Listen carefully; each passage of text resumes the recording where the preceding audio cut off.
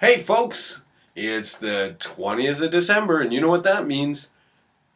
Chapter 20 of A Christmas Carol by Charles Dickens. So, let's get into it. Oh, wait, we have the wrong reading hat on. How silly. Now, this is the last time we're going to be reading in front of the fireplace because I have to hit the road, in preparation and all like that. Tomorrow, so I'll have to bring my reading hat and my signing board and oh my gosh, everything. So tomorrow night, the first chapter on the road will be in Saskatoon. Okay, so for tonight, chapter 20. They left the busy scene and went into an obscure part of the town where Scrooge had never gone before, although he recognized the place and its bad reputation. The ways were foul and narrow, the shops and houses wretched, the people half naked, drunken, slipshod, ugly. Alleys and archways, like so many cesspools, were smelly and dirty.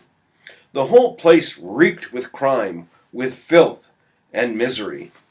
Scrooge and the Phantom came into the presence of a man in a shop, just as a woman with a heavy bundle slunk into the shop.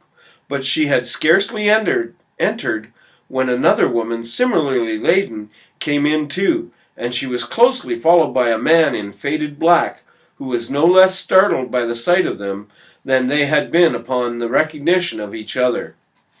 After a short period of blank astonishment, in which the old man with the pipe had joined them, they all three burst into a laugh. One by one, each of the people who had gathered in the old shop revealed what was in their bundles. Some had old linens, some had gold coins, some had candlesticks. "Every person has a right to take care of themselves. He always did," said one of the women. "That's true indeed," said the laundress. "No man more so. Who's the worse for the loss of a few things like these? Not a dead man, I suppose." "No, indeed," said Mrs. Dilber, laughing. "If he wanted to keep him after he was dead, the wicked old man," pursued the woman, "why wasn't he natural in his lifetime?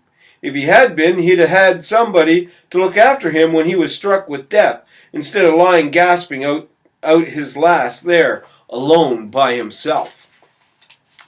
"It's the truest word that ever was spoke," said Mrs. Dilber. "It's a judgment on him." Scrooge listened to this dialogue in horror, as they sat grouped around their lute in the scanty light afforded by the old man's lamp.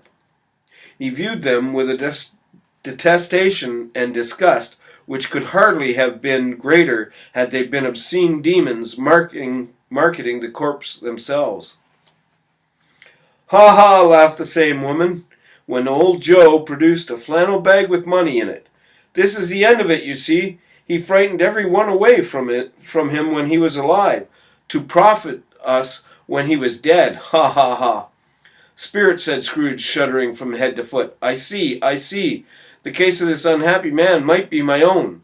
My life trends that way now. Merciful heavens! What is this?" What it is the end of chapter 20. Thanks for joining me. Join me tomorrow in Saskatoon for chapter 21. Merry Christmas, everybody.